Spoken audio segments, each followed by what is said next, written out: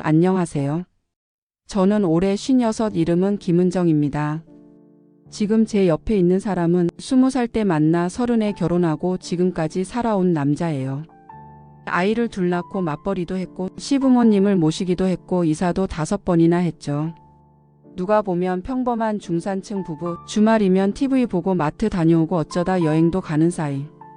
하지만 그 모든 일상이 어느 날부터 저한테는 참기 위한 일들이 되어버렸어요. 처음엔 그냥 말수가 줄었어요. 그러다 서로의 눈을 안 마주치게 되었고 나중엔 같은 방에 있어도 서로의 마음은 너무 멀어졌다는 걸 알게 됐죠.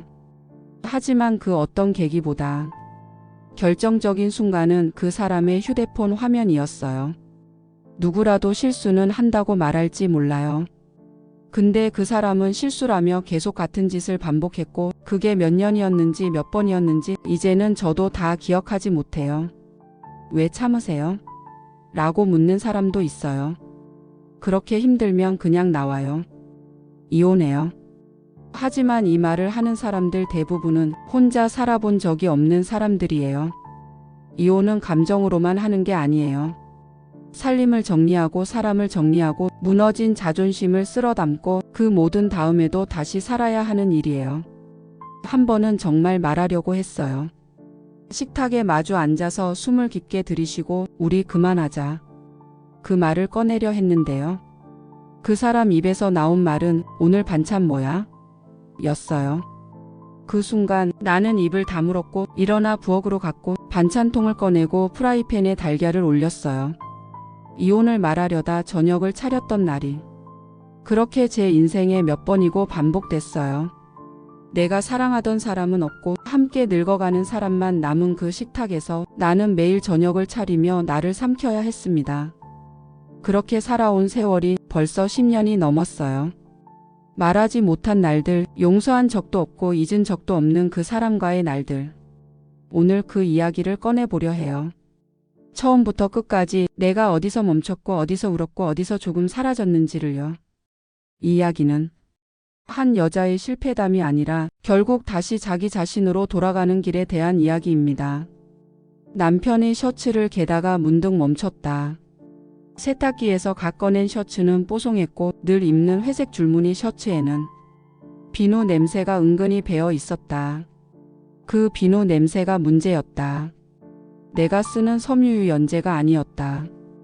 내가 모르는 집에서 내가 모르는 손이 그 사람의 셔츠를 빨아준 냄새였다.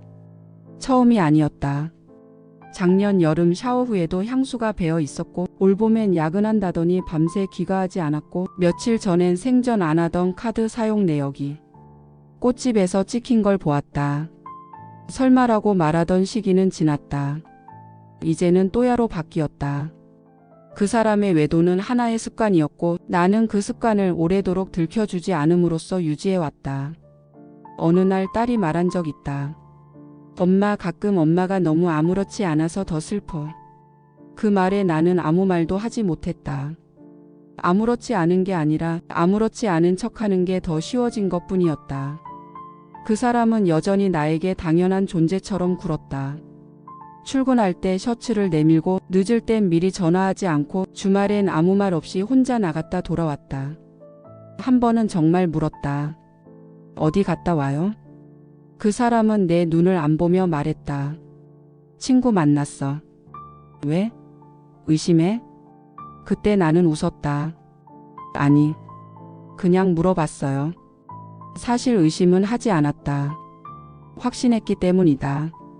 어떤 감정은 증거보다 먼저 사람의 온도를 바꾸니까. 그리고 그렇게 바뀐 온도는 같은 침대에 누워도 느껴진다. 말을 하지 않아도 눈빛을 주지 않아도 서로의 체온이 다르다는 걸 여자는 안다. 저녁을 준비하면서 그 사람의 입맛을 맞추던 내가 문득 어이없었다. 이 사람은 지금 내 옆에서 밥을 먹지만 마음은 다른 여자와 나누고 있을지도 모른다는 생각. 하지만 그 와중에도 나는 고등어를 굽고 된장을 풀고 물을 썰었다. 그 이유는 단 하나, 나는 아직도 가정이라는 단어에 절반쯤은 속고 절반쯤은 기대하고 있었기 때문이다. 식탁에 둘이 마주 앉았을 때 나는 숨을 고르고 말을 꺼내려 했다. 우리 그 한마디를 꺼낸 순간 그 사람은 수저를 들며 말했다. 오늘 된장에 들깨가루 넣었네? 그게 더 낫다니까. 나는 입을 다물었고 들깨가루 하나에 뒤덮인 마음을 조용히 입속으로 삼켜야 했다. 그날 밤 혼자 소파에 앉아 텔레비전도 안 켠 채 빈 거실을 바라보며 생각했다.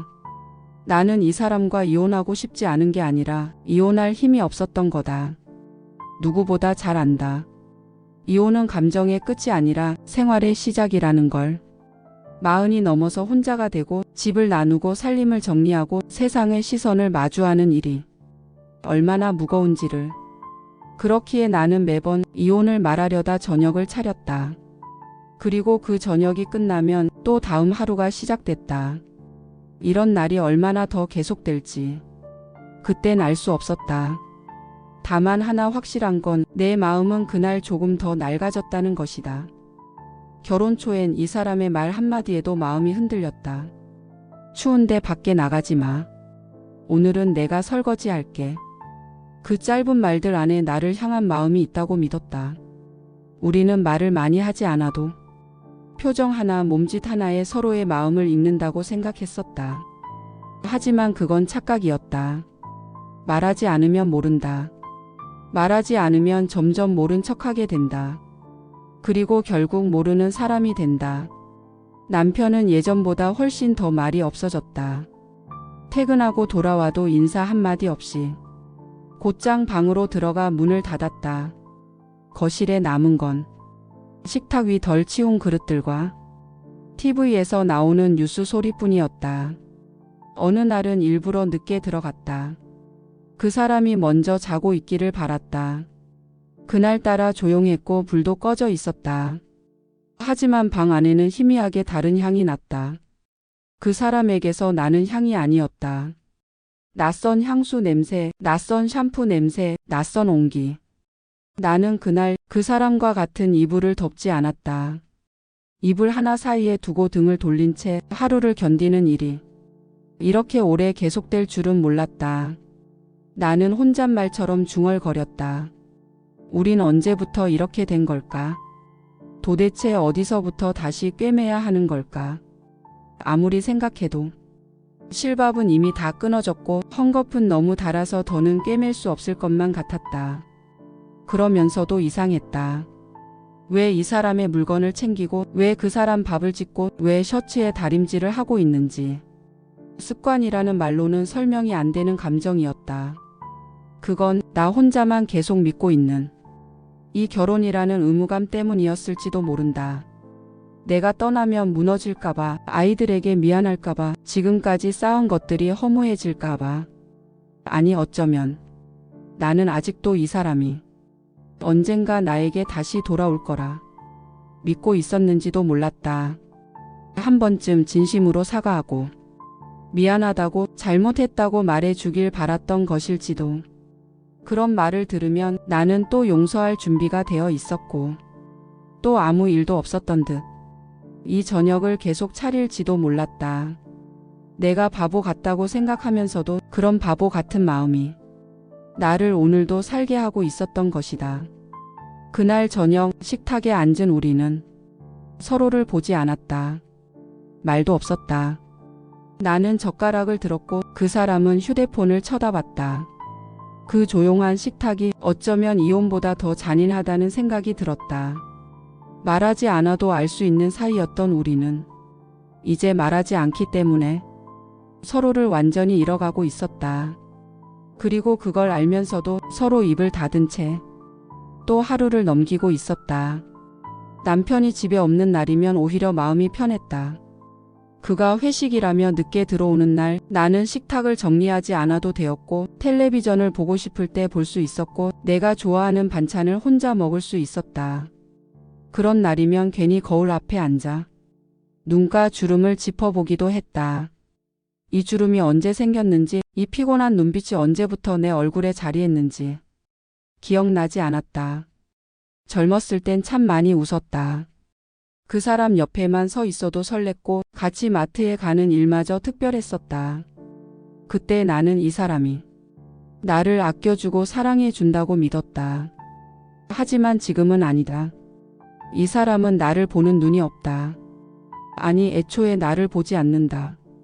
나는 그저 이 집에 있는 사람 같은 가구였고 필요할 때만 말을 걸어오는 공기 같은 존재였다. 한 번은 진짜 견디지 못할 만큼 속이 타들어갔다.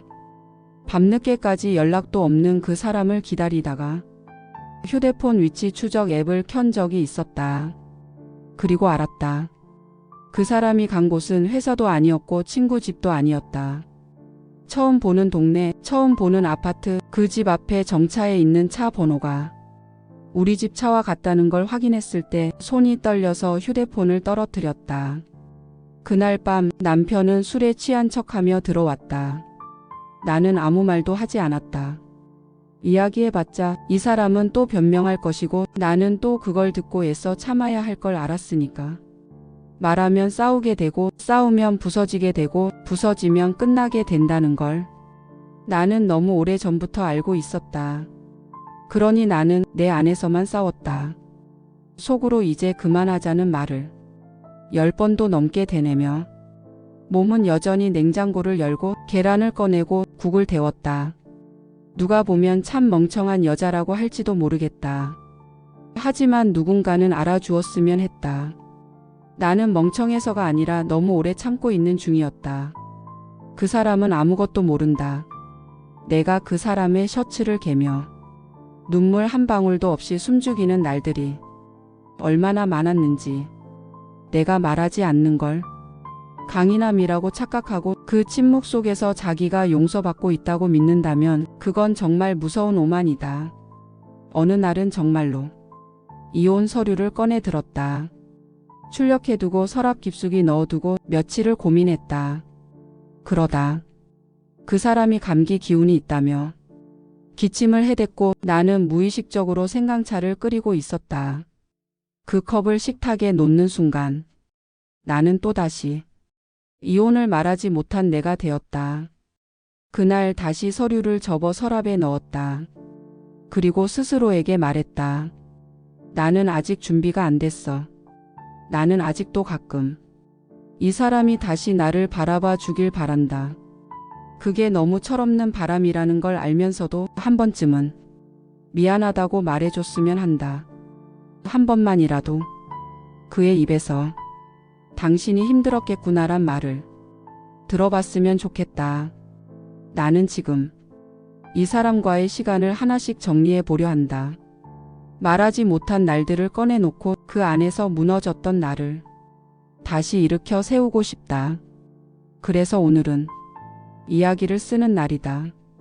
저녁을 차리는 대신 나를 꺼내는 밤이다. 사람들은 흔히 말한다. 결심은 단호하게 해야 한다. 내려놓을 땐 미련 없이 내려놔야 한다. 하지만 실제로 결심은 언제나 조용히 아주 천천히 무너진다. 내 마음속에서도 그랬다. 이혼을 하겠다고 다짐한 날도 있었다. 밤새워 스스로에게 설득했고 다음날 아침엔 그 사람에게 꺼내겠다고 다짐도 했다. 그런데 그날따라 그 사람이 묘하게 다정했다. 내일 김치찌개 해줘. 너 해주는 게 제일 맛있어. 그 한마디가 다시 나를 묶었다. 물론 진심인지 아닌지 모른다. 그냥 습관처럼 나온 말일 수도 있다. 하지만 나는 그 말에 흔들렸다. 살면서 얼마나 많은 날들을 이 사람의 단 한마디에 무너졌는지 모른다. 그 사람은 모를 것이다. 나는 작은 따뜻함에도 얼마나 허기져 있었는지. 어느 날 아들이 다녀갔다. 가끔 오는 둘째였다. 밥을 다 먹고 나서 조용히 물었다. 엄마 요즘 괜찮아요? 나는 웃으며 말했다. 괜찮지 뭐. 다 그런 거야. 그 말 뒤에 아들은 잠시 말이 없었다. 엄마 사실은 아버지랑 사는 게 힘들어 보였어요. 그 말에 내 안에 뭐가 무너져 내렸다. 숨기고 감추고 아무렇지 않은 척했던 모든 날들이 결국 자식 눈엔 보였다는 게 서글펐다. 하지만 동시에 이 말은 내게 위로였다. 누군가는 봐주고 있었구나. 내가 말하지 않아도 누군가는 알아차려 주었구나. 그 순간 나는 내가 왜 그토록 이혼하지 못한 여자로 살아왔는지를 되묻기 시작했다. 사랑이 남아서였을까? 미움이 덜해서였을까? 가정을 지켜야 한다는 책임감 때문이었을까? 아니면 그저 겁이 났던 걸까? 저녁에 혼자 앉아 밥을 먹으며 갑자기 눈물이 났다. 그 사람은 오늘도 야근이라며 연락이 없었고 식탁에는 나 혼자였다. 반찬도 대충 꺼냈다. 미역국에 밥 말아 한 숟갈 떠먹는 순간 목이 메었다. 나는 혼잣말을 했다. 나는 왜 아직도 이러고 있을까? 그 말 속엔 원망도 후회도 그리고 작은 그리움도 섞여 있었다. 나는 이 사람을 정말 많이 사랑했던 사람이었다. 그리고 지금은 정말 많이 참는 사람이 되어 있었다. 그날 밤 또 이혼 서류를 꺼냈다. 펜을 들고 한참을 바라보다 결국 다시 덮었다. 다짐은 또 조용히 무너졌고 나는 또 한밤에 부엌에서 반찬통 뚜껑을 닫았다. 삶은 그렇게 반복되는 포기로 이루어진다는 걸 나는 매일 체험하고 있었다. 어느 날은 너무 지쳐서 아무것도 하지 않기로 마음먹은 날이었다. 청소도 안 하고 빨래도 미뤘고 냉장고 문도 열지 않았다. 소파에 몸을 묻은 채 이불을 덮고 누웠다. 하루 종일 그렇게 아무 말 없이 버텼다. 그리고 저녁이 가까워질 무렵 문득 부엌 쪽에서 그 사람의 발소리가 들렸다. 냉장고 문 여는 소리, 그릇 꺼내는 소리, 프라이팬에 뭔가를 굽는 소리. 나는 속으로 말했다. 아, 배고팠구나. 그러다 이내 또 다른 생각이 들었다. 나는 이렇게 누워 있는데 당신은 그냥 밥이 먹고 싶었구나. 그 사실이 이상하게 서러웠다. 나는 울지도 않고 화도 내지 않고 그냥 눈을 감았다. 그 사람은 거실로 와서 말했다. 뭐 좀 먹자. 밥 해뒀어. 나는 움직이지 않았다. 그 사람이 다시 말했다. 왜 그래? 어디 아파? 나는 대답하지 않았다. 아픈 건 몸이 아니라 마음이라는 걸. 그 사람은 몰랐다. 결국 식탁에 앉았다. 그 사람이 해준 밥은 달걀 프라이 하나와 김치였다. 물론 서툰 솜씨였다. 하지만 나는 그날 그 밥이 고마웠다. 그저 누군가가 나를 위해 밥을 했다는 사실이. 조용히 밥을 먹는데 그 사람이 불쑥 말했다. 요즘 말이 너무 없어졌어. 나는 젓가락을 멈추고 그 사람을 바라봤다. 당신이 말이 없으니까. 그 한마디가 내 입에서 나올 줄 몰랐다. 그 사람은 놀란 듯 내 얼굴을 제대로 쳐다봤다. 나는 거기서 멈췄다. 하고 싶은 말은 너무 많았지만 무엇부터 말해야 할지 몰랐고 말을 꺼내는 순간 모든 게 무너질까봐 두려웠다. 그러자 그 사람이 말했다. 미안해. 너무 짧은 말이었다. 짧아서 진심 같지 않았고 그래서 오히려 가슴이 아렸다. 나는 밥을 한 숟갈 더 떴다. 그래도 밥은 먹어야지. 그 말은 나에게 하는 말 같았다. 아니, 나를 달래는 주문 같았다. 그날 밤 거실에 혼자 앉아 있었다. TV는 켜두었지만 아무것도 들리지 않았다. 나는 처음으로 이 사람과 나 사이에 남은 것이 말이 아니라 생활뿐이라는 걸 인정했다. 같이 산다는 건 같이 먹고 같이 자고 같이 늙는다는 뜻이 아니라 같이 살아가려는 의지를 나누는 일이라는 걸 이제야 알 것 같았다. 나는 여전히 그 사람이 미운 동시에 불쌍했고 그리고 조금은 애틋했다. 그 사람은 예전엔 조용한 편이었다. 말보단 행동으로 보여주려는 사람이었고 나는 그런 성격이 오히려 듬직하다고 생각했었다. 하지만 지금의 침묵은 그런 차원의 것이 아니었다. 어디서 뭘 했는지, 무슨 생각을 하는지, 무엇을 바라는지도 말하지 않았다. 대신 그 사람은 TV를 켜놓고 조용히 뉴스를 보거나 핸드폰을 만지작거리거나 잠든 척 이불을 덮었다. 나는 부엌에서 그릇을 닦았고 세탁기에서 빨래를 꺼냈고 방 청소를 하며 먼지를 털었다. 우리는 서로 다른 공간에서 각자의 소리만 낼 뿐이었다. 말은 없었지만 소음은 가득했다. 주말 아침 TV에서는 연예인 부부가 이혼했다는 뉴스가 나왔다. 그 사람은 무심코 말했다. 에이, 저 나이 돼서 이혼은 왜 해? 나는 그 말에 젓가락을 놓았다. 마치 내 마음을 정면으로 때린 것 같았다. 저 나이라는 게 몇이죠? 그 사람은 멈칫했다. 그냥 뭐 우리 또래쯤? 나는 아무 말도 하지 않았다. 그 우리라는 말 안에 도대체 어떤 감정이 들어있는지 묻고 싶었지만 묻지 않았다. 그날 하루 나는 말을 아꼈다. 그 사람도 그랬다.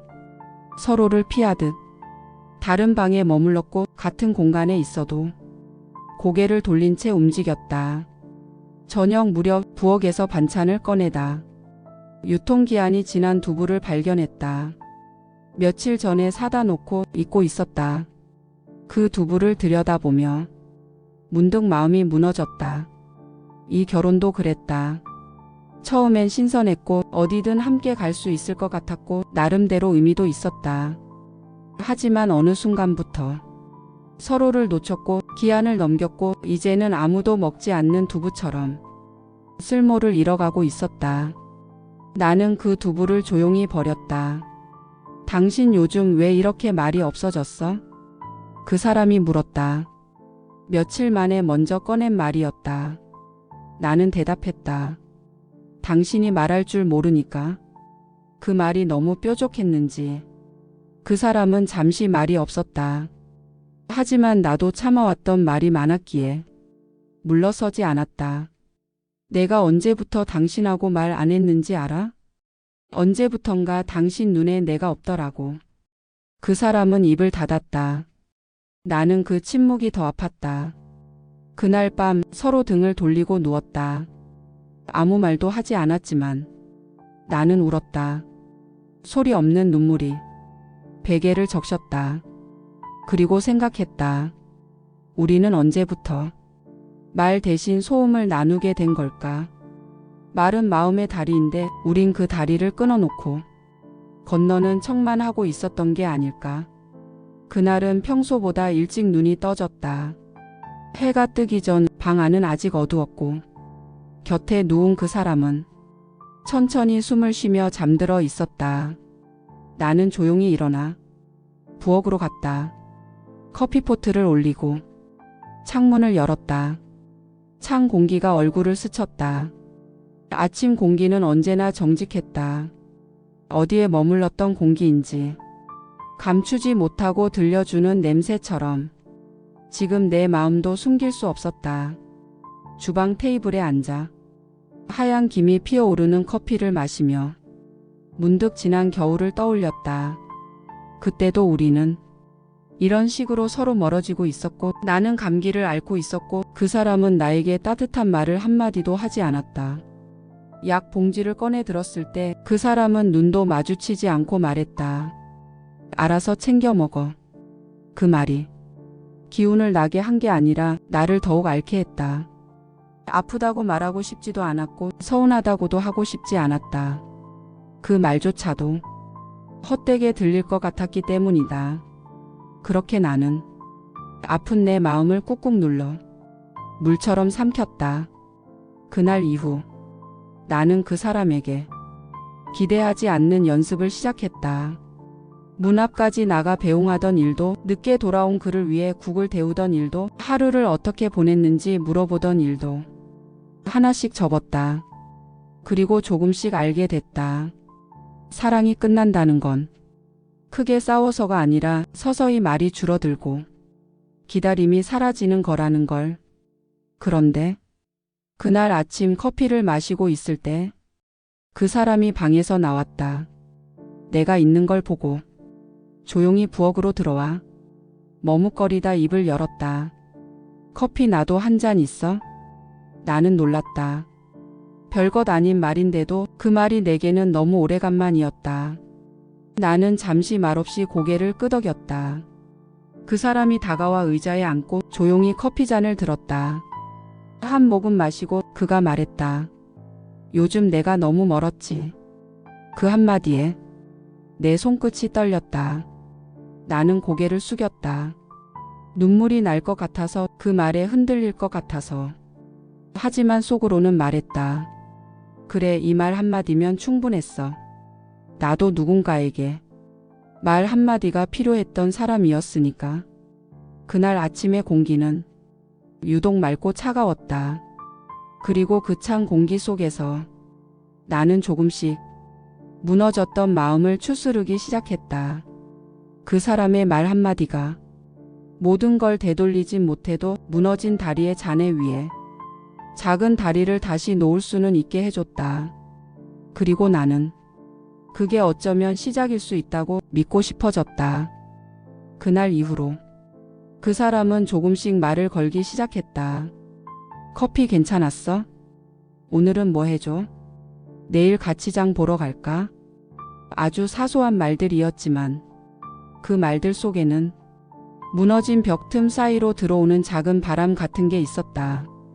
나는 대답을 길게 하지 않았지만 표정으로, 눈빛으로 조금씩 마음을 내어줬다. 사랑은 다시 시작되지는 않았지만 서로를 조금씩 돌아보는 시간은 분명히 시작되고 있었다. 장 보러 나간 날 그 사람은 처음으로 내 손에 장바구니를 들리지 않게 해줬다. 무겁잖아, 내가 들게. 그 말에 나는 괜히 장바구니가 더 무겁게 느껴졌다. 이런 말도 결혼 20년 만에 처음이었다. 나는 속으로 웃으며 생각했다. 이 사람 참 서툴게도 오래 걸렸네. 그날 장을 보며 오랜만에 이런 대화를 나눴다. 당신은 어떤 반찬 좋아했지? 글쎄, 묵은지찜? 내가 그걸 언제 해줬더라. 예전에 나 생일날. 그 순간 나는 숨이 잠깐 멎는 줄 알았다. 기억하지 못할 줄 알았던 사람이 내가 만들어준 반찬 하나를 그렇게 또렷이 기억하고 있다는 게 왠지 울컥했다.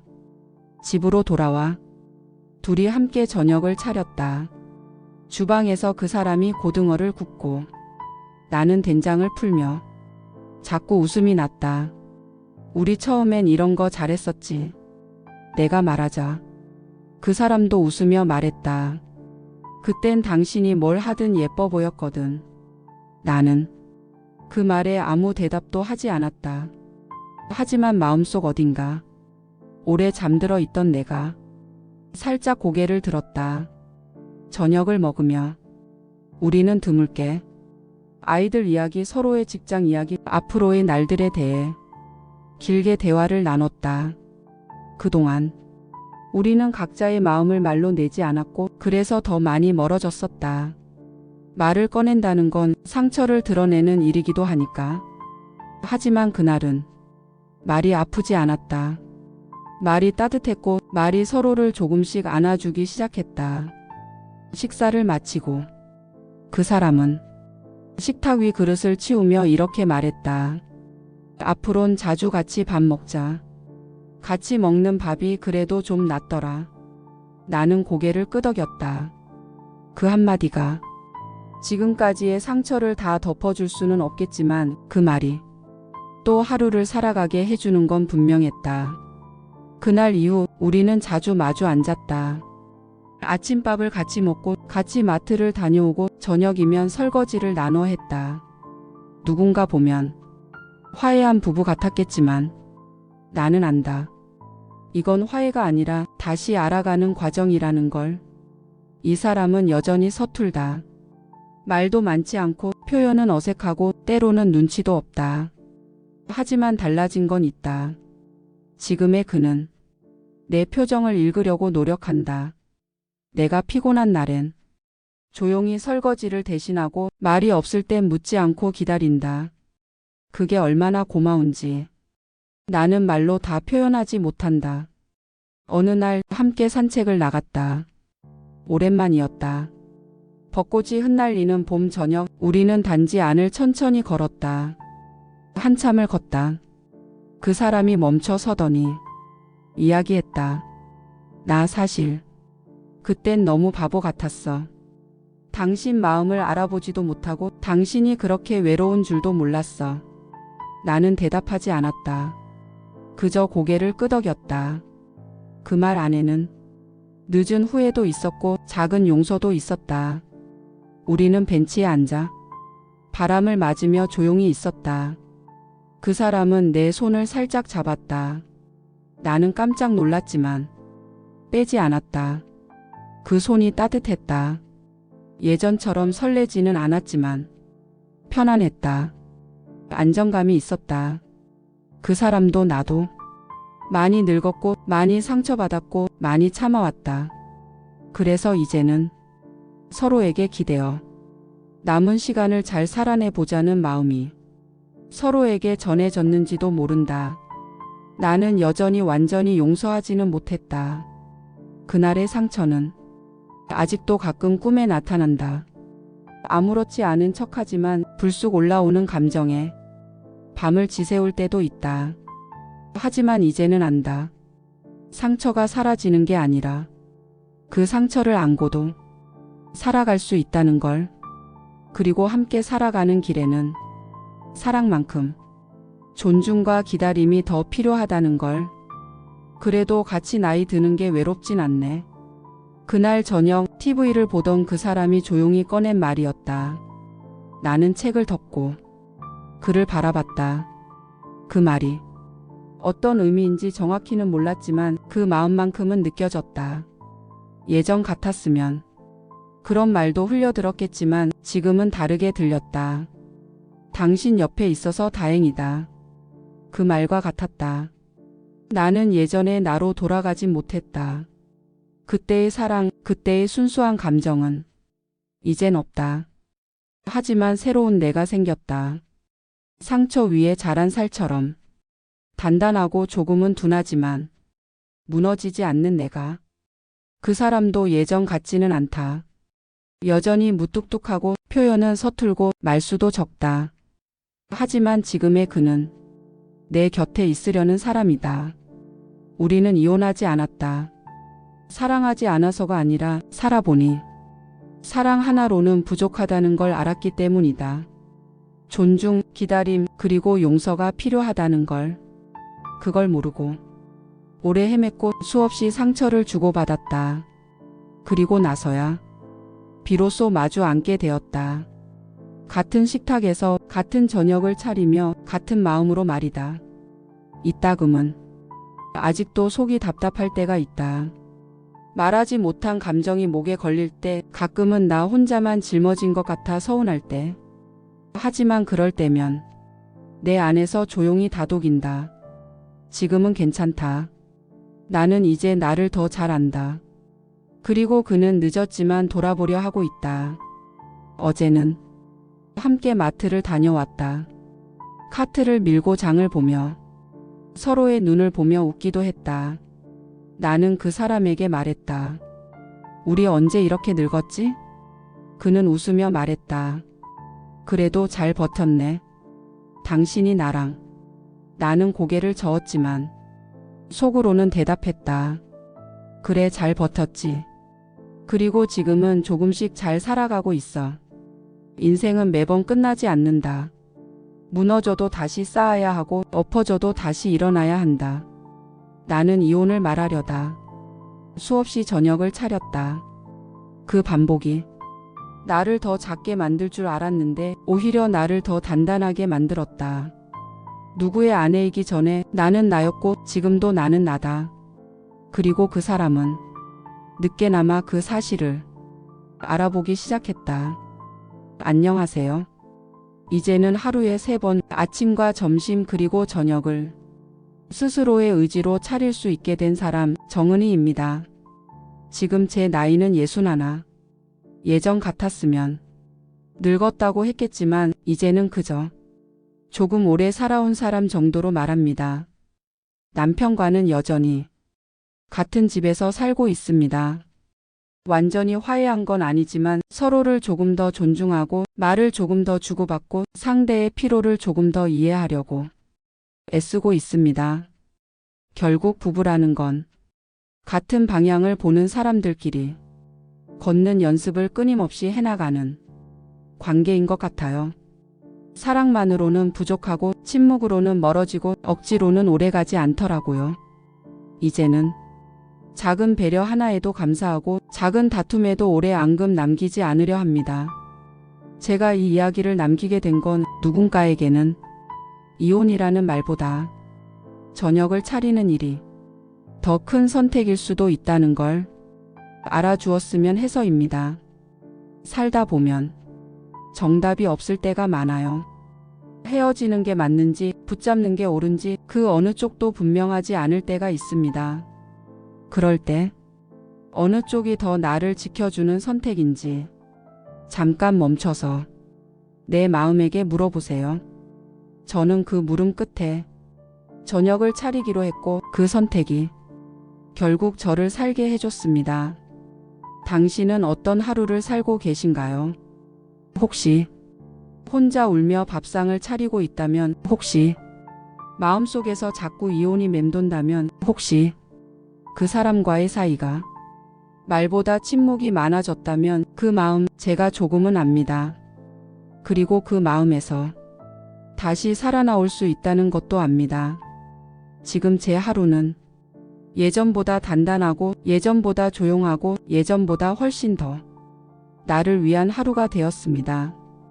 당신의 하루도 조금은 더 당신 편이었으면 좋겠습니다. 긴 이야기 끝까지 들어주셔서 고맙습니다.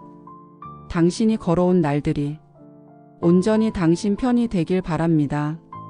당신의 하루도 평안하시길 바랍니다. 건강하세요.